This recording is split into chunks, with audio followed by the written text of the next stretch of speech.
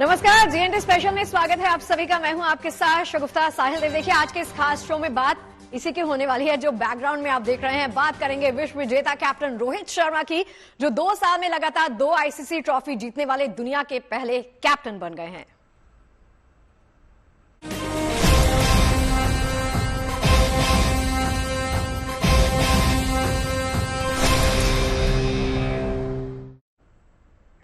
देखिए, नाम है इनका रोहित द हिटमैन शर्मा। बल्ले से तो उनके नाम से पहले ही कई विश्व कीर्तिमान दर्ज हैं, लेकिन बतौर कैप्टन भी उन्होंने ये साबित कर दिया है कि उनसे बेहतर टीम लीडर दूसरा कोई नहीं हो सकता। 9 मार्च को रोहित शर्मा ने अपनी अगुवाई में टीम इंडिया को एक बार फिर से वर्ल्ड चैंपियन बना दिया। अब इत्तेफाक वाली बात यह है कि रोहित ने न्यूजीलैंड के खिलाफ खिताबी भिड़ंत में 76 रनों की शानदार पारी तो खेली और वो प्लेयर ऑफ द मैच भी रहे।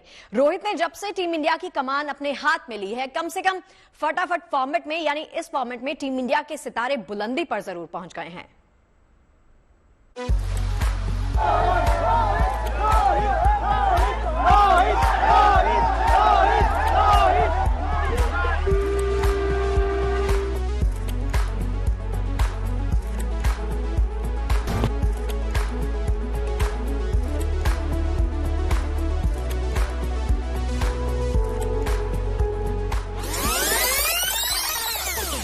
तारीख थी 19 नवंबर 2023। स्थान था अहमदाबाद का Narendra Modi stadium. World cup के फाइनल में टीम इंडिया के मुकाबिल था ऑस्ट्रेलिया। रोहित शर्मा की कप्तानी में भारत विश्व विजेता बनते बनते रह गया था। एक खूब, एक कसक, एक टीस थी जो रह गई थी कप्तान रोहित शर्मा के मन में।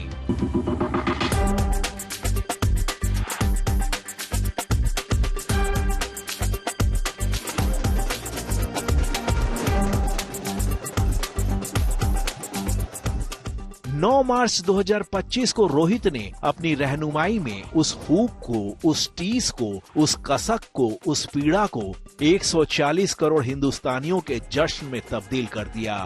होली से पहले पूरे देश में दिवाली की रौनक नुमाया हो गई।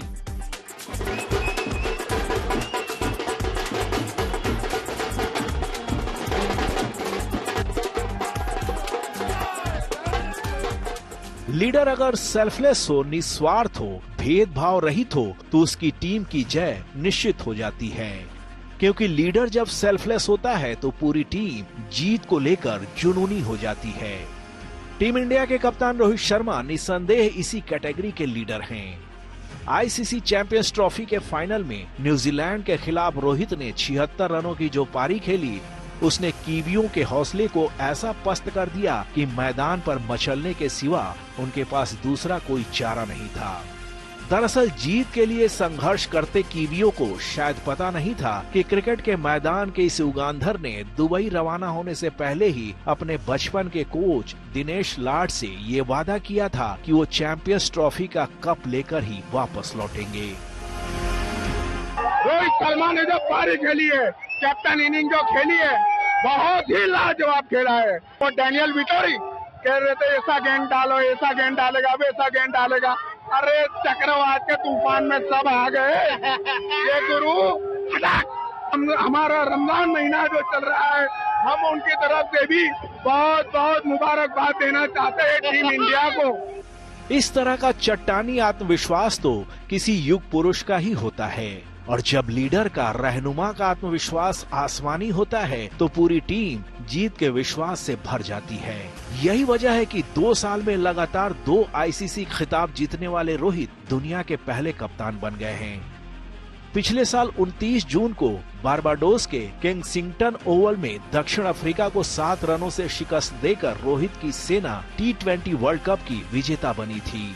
लेकिन 2 साल में 2 आईसीसी टूर्नामेंट की खिताबी जीत से ज्यादा बड़ी है रोहित की कप्तानी में टीम इंडिया की अपराजेयता। आईसीसी टूर्नामेंट में रोहित की कप्तानी का रिकॉर्ड अपने आप में अद्वितीय है। इस युगांधर की कप्तानी में 2023 विश्व कप के फाइनल को छोड़कर टीम इंडिया आईसीसी टूर्नामेंट का अपना एक भी मैच नहीं हारी है। क्योंकि रोहित ने मुझे जाने के वक्त मुझे कहा था कि चैंपियंस में हम लोग जीत के आएंगे, तो आप बेफिक्र रहिए। क्योंकि जब T20 वर्ल्ड कप के लिए गया था तभी भी मुझे कहा था उसने, मैं चैंपियन T20 वर्ल्ड कप आपको लेके दिखाऊंगा, आपको गुरुदक्षिणा दूंगा। ये मुझे सेकंड गुरुदक्षिणा दी, ऐसे मैं कहूँगा। चैंपियंस ट्रॉफी में फाइनल समेत रोहित की सेना ने कुल 5 मैच खेले और 5 में जीत हासिल की। 2024 T20 विश्व कप में भी टीम इंडिया ने फाइनल समेत 8 मुकाबले खेले थे और सभी में जीत दर्ज की थी। वर्ल्ड कप 2023 में भी रोहित की कप्तानी में टीम इंडिया ने फाइनल छोड़कर कुल 10 मैच खेले थे और सभी में जीत हासिल की थी। रोहित की लीडरशिप का कमाल ये है कि आईसीसी टूर्नामेंट में पिछले 3 साल में उनकी कप्तानी में टीम इंडिया ने कुल 23 मुकाबले खेले हैं, इनमें से 22 में जीत दर्ज की है। ये है इस बेमिसाल लीडर का रिकॉर्ड। दरअसल रोहित शर्मा जब मैदान पर होते हैं तो उनकी पूरी सेना निर्भय होकर मुकाबला करती है, क्योंकि रोहित का जब बल्ला चलता है तो विरोधियों की पेशानियों पर सिर्फ चिंता की लकीरें होती हैं। यही वजह है कि रोहित के प्रति क्रिकेट प्रेमियों की दीवानगी जुनून की हदें भी पार कर जाती हैं।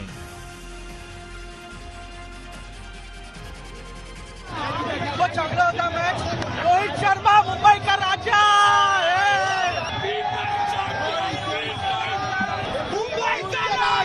रोहित शर्मा, मुंबई का राजा Rohit Sharma. Virat Kohli, Rohit Sharma, amazing, no doubt, Rohit Sharma, Mumbai का राजा रोहित शर्मा। हिंदुस्तान के क्रिकेट प्रेमियों का अब बस एक ही सपना है, साल 2027 तक रोहित ऐसे ही टीम इंडिया की रहबरी करते रहें और साउथ अफ्रीका में होने वाले वर्ल्ड कप की ट्रॉफी उठाकर ही संन्यास का ऐलान करें। क्रिकेट की बारीकियों को समझने वाले भी यही कह रहे हैं कि हिटमैन में अभी भी बहुत दमखम बाकी है।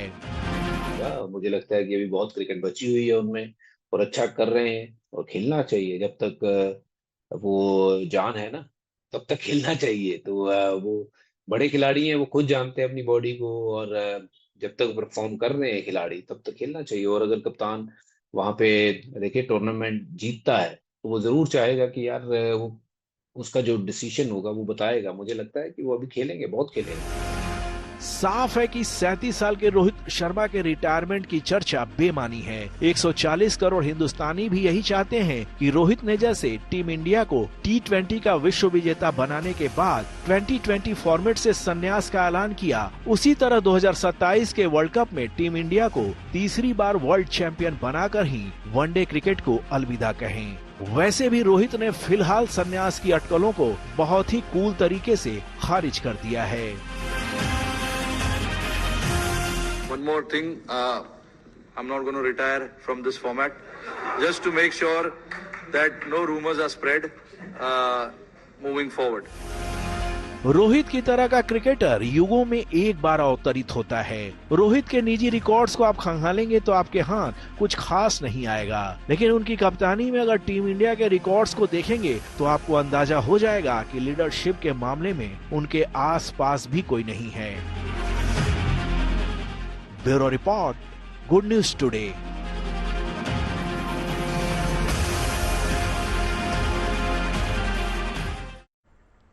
देखिए, आईसीसी चैंपियंस ट्रॉफी में टीम इंडिया को वर्ल्ड चैंपियन बनाने वाले रोहित शर्मा जितने शानदार टीम लीडर हैं, उतने ही आक्रामक बल्लेबाज भी हैं। रोहित शर्मा की आक्रामक बैटिंग का लोहा दुनिया के दिग्गज क्रिकेटर्स भी मानते हैं, लेकिन क्या आप जानते हैं कि खुद रोहित शर्मा बैट्समैन नहीं बल्कि बॉलर बनना चाहते थे। रोहित शर्मा अपनी क्रिकेट अकेडमी में ऑफ ब्रेक की प्रैक्टिस करते थे, लेकिन कमाल की अंतर्दृष्टि है उनके कोच में, जिन्होंने ऑफ स्पिनर रोहित के भीतर बैटिंग के हुनर को पहचान लिया और बॉलिंग की जगह उनसे थोड़ा सा बैटिंग पर ज्यादा ध्यान देने की सलाह दी। अब कोच की एक सलाह ने रोहित की जिंदगी को बदल कर रख दिया।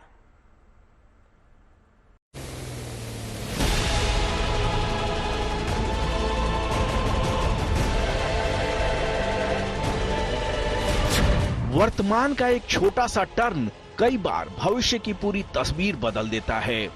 रोहित शर्मा इस बात की सबसे बड़ी मिसाल हैं। आपको ये जानकर हैरानी होगी कि जो रोहित शर्मा आज इंटरनेशनल क्रिकेट में हिटमैन के नाम से विख्यात हैं, वो बल्लेबाज की जगह गेंदबाज बनना चाहते थे। रोहित अपनी टीम के ऑफ स्पिनर थे और बॉलिंग की ही नेट प्रैक्टिस करते थे। लेकिन दाद देनी होगी रोहित के कोच दिनेश लाड की, जिन्होंने ऑफ स्पिनर रोहित के भीतर छिपे बैटिंग क्लास को महसूस कर लिया। अगर दिनेश लाड ने रोहित को बैटिंग करने के लिए प्रेरित न किया होता तो शायद टीम इंडिया को इतना बेहतरीन हिटमैन नहीं मिला होता। कभी बैट्समैन नहीं था। जब मैंने क्रिकेट खेलना शुरू किया अपने स्कूल के लिए, मैं एज अ बॉलर सिलेक्ट हुआ था, ऑफ स्पिन बॉल डालता था। तो कुछ महीनों के बाद मेरे जो कोच है दिनेश लाड जी, उन्होंने मुझे देखा और उन्होंने बोला यार तेरे को बैटिंग में भी फोकस करना चाहिए, हमें टीम को ऑलराउंडर की ज़रूरत है। और उन्होंने मेरा बैटिंग देखा और मुझे 7-8 नंबर पे बैटिंग करने का मौका दिया। और जब मैं बैटिंग करने गया तो मैंने कुछ 30-40 रन बनाए नीचे 7-8 नंबर पे। उनको अच्छा लगा। उसी अंदाज में जो आजकल बनते हैं। हाँ बिल्कुल उसी अंदाज में, छक्के चौके ऐसे ही लग रहे थे। तो मेरे सर जो थे काफ़ी खुश हुए। उन्होंने एक बार मुझे ऊपर बैटिंग करने का अपॉर्चुनिटी दिया और उस टाइम मैंने 140 रन बनाए। दरअसल रोहित के क्रिकेट करियर का आगाज मुंबई के Borivali sports and cultural association से हुआ। रोहित इस एकेडमी की तरफ से खेलते थे और ऑफ स्पिनर बनना चाहते थे। इसी दौरान किसी मैच में स्वामी विवेकानंद इंटरनेशनल स्कूल के कोच दिनेश लाड की नजर रोहित पर पड़ी। तब उन्हें अपने स्कूल की टीम के लिए अच्छे उदीयमान खिलाड़ियों की तलाश थी। रोहित की स्पिन गेंदबाजी दिनेश लाड को पसंद आई और उन्होंने रोहित को विवेकानंद स्कूल में एडमिशन दिलवा दिया। काबिले गौर है कि तब स्कूल की फीस 275 रुपए प्रति महीने थी और रोहित के पेरेंट्स के लिए इस फीस का इंतजाम कर पाना मुश्किल था, क्योंकि तब रोहित के पेरेंट्स को क्रिकेट कोचिंग के लिए हर महीने 800 रुपए देने पड़ते थे और उसी का इंतजाम बड़ी मुश्किल से हो पाता था। रोहित की इस मजबूरी को देखते हुए दिनेश लाड ने उनकी स्कूल की फीस माफ करवा दी।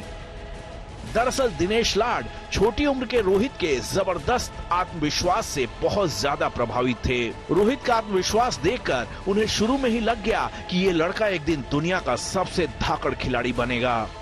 नहीं, कभी फियर फैक्टर मैंने कभी उसको ऐसे डरते हुए कभी देखा ही नहीं। हर स्कूल के हर मैच में कोई भी अच्छे बॉलर हो, कोई भी यानी डर के कभी खेला नहीं। उसका फायदा उसको, क्योंकि उसके अपने आप में लोग बोलते हैं सेल्फ कॉन्फिडेंस बहुत है और वो कॉन्फिडेंस के ऊपर वो अपनी बल्लेबाजी करते रहे और उसका फायदा उसको होता ही होता है। दिनेश लाड की सलाह पर रोहित ने बॉलिंग के साथ अपनी बैटिंग पर भी ध्यान देना शुरू किया और उसका असर ये हुआ कि बतौर बल्लेबाज वो सेलेक्टर्स को प्रभावित करने लगे। अंडर 14, अंडर 15 और अंडर 19 हर टीम में वे जगह बनाते चले गए। साल 2007 में रोहित भारत के लिए T20 वर्ल्ड कप खेलने दक्षिण अफ्रीका गए और मेजबान टीम के खिलाफ शानदार हाफ सेंचुरी बनाकर अपने टैलेंट का लोहा मनवा दिया। हालांकि पैसे की तंगी अभी भी बनी हुई थी। रोहित की किस्मत ने बड़ी करवट तब ली जब साल 2008 में IPL में उन्हें 3 करोड़ कीमत मिली। जिस रोहित ने बचपन से पैसे की तंगी देखी थी, उनके पास जब एक मुश्त 3 करोड़ रुपए आए तो उन्हें एक बार भी समझ नहीं आया कि इन पैसों से सबसे पहले अपनी कौन सी हसरत पूरी करें। काफी उधेड़-बुन के बाद रोहित ने अपने लिए शानदार गाड़ी खरीदी। हालांकि उस समय उनके माता पिता बोरीवली में किराए के घर में रहते थे, लिहाजा रोहित के गाड़ी खरीदने के फैसले से वो नाराज हुए, क्योंकि माता पिता चाहते थे कि रोहित सबसे पहले मुंबई में घर खरीदें। बहरहाल रोहित ने बाद में अपने पेरेंट्स की ये इच्छा भी बांद्रा में घर खरीद कर पूरी कर दी। लेकिन बचपन में गरीबी का दंश झेल चुके रोहित के पास जब पैसे आने लगे तो उनका दिलो दिमाग क्रिकेट से डिस्ट्रैक्ट होने लगा। यही वजह है कि साल 2009 और साल 2010 में वो कुछ खास नहीं कर पाए। रोहित को तगड़ा झटका तब लगा जब 2011 वर्ल्ड कप में उनका सिलेक्शन नहीं हुआ। झटका लगने के बाद रोहित ने गहराई के साथ आत्ममंथन किया और तय किया कि सफल होना है तो डिस्ट्रैक्शन को ओवरकम करना ही पड़ेगा। सिचुएशन को मैं समझ नहीं पा रहा था, नया था, 20 साल का था, तो गेम रीडिंग सिचुएशंस जो होती है वो उतनी अच्छी नहीं थी। फेलियर्स के बाद ही मुझे पता चला कि गेम में क्या सुधार लाने की ज़रूरत है, गेम को कैसे इम्प्रूव करना है। और साथ में इतने प्लेयर्स खेल रहे हैं, उनको देख कर और उनसे बात कर गेम में वो अपनी लाने की कोशिश की। कुछ वक्त की असफलता ने रोहित को इतना ज्यादा सचेत कर दिया कि वो पहले से भी ज्यादा मेहनत करने लगे। 2011 वर्ल्ड कप के बाद एक बार फिर टीम इंडिया में जगह बनाई। 2013 की चैंपियंस ट्रॉफी में उन्हें पारी की शुरुआत करने का मौका मिला और उन्होंने शानदार हाफ सेंचुरी बनाई। उसके बाद तो रोहित ने कभी पीछे मुड़कर नहीं देखा। देखिए, पिछले साल टी20 का सरताज बनने के बाद रोहित अब वनडे के भी सरताज बन गए हैं। रोहित में वो काबिलियत है कि अपनी धुआंधार बैटिंग से किसी भी मैच का रुख वो आसानी से मोड़ देते हैं या बदल सकते हैं। लेकिन रोहित के पिता वनडे क्रिकेट या टी20 में रोहित के प्रदर्शन से बहुत ज्यादा खुश नहीं होते, क्योंकि पिता की नजर में टेस्ट क्रिकेट में खिलाड़ी की असली अग्नि परीक्षा होती है। लेकिन इत्तेफाक से रोहित की टेस्ट क्रिकेट में बहुत ज्यादा दिलचस्पी कभी रही नहीं, क्योंकि जितनी देर वो क्रीज पर रहते हैं उनका बल्ला चलता रहता है।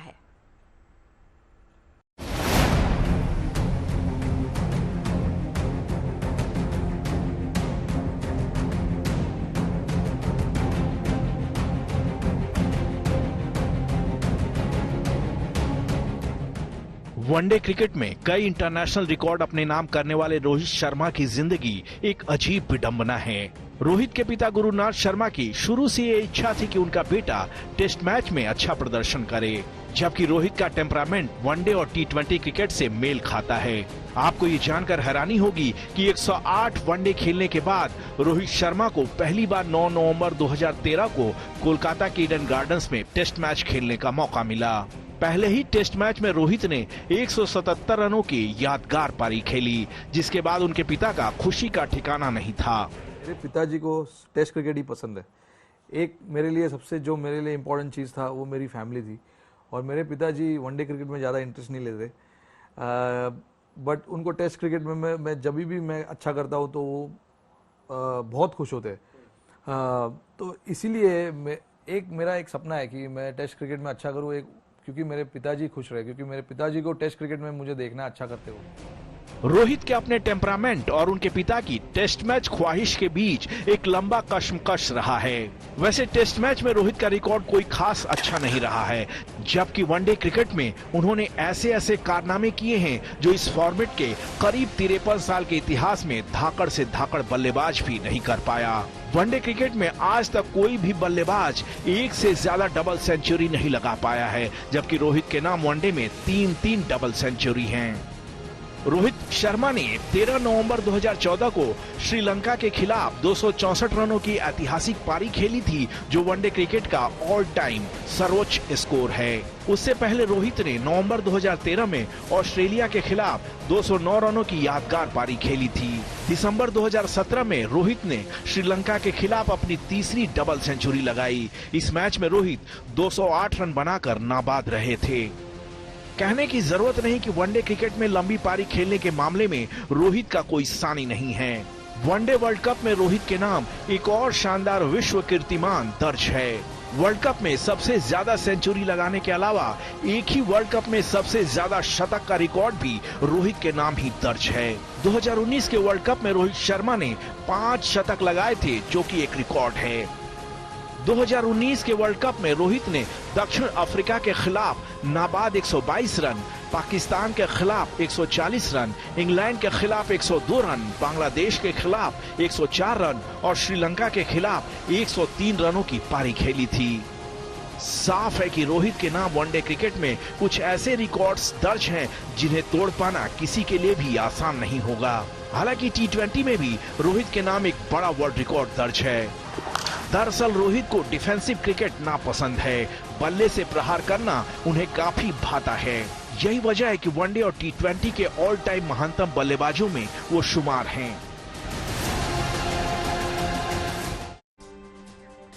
देखिए, सिर्फ आप ही नहीं, दुनिया के कई दिग्गज क्रिकेटर्स इस हिटमैन को सलाम करते हैं। फिलहाल हमारी आज की इस खास पेशकश में इतना ही। देश और दुनिया की अच्छी खबरें लगातार जारी हैं। आप बने रहिए गुड न्यूज टुडे के साथ।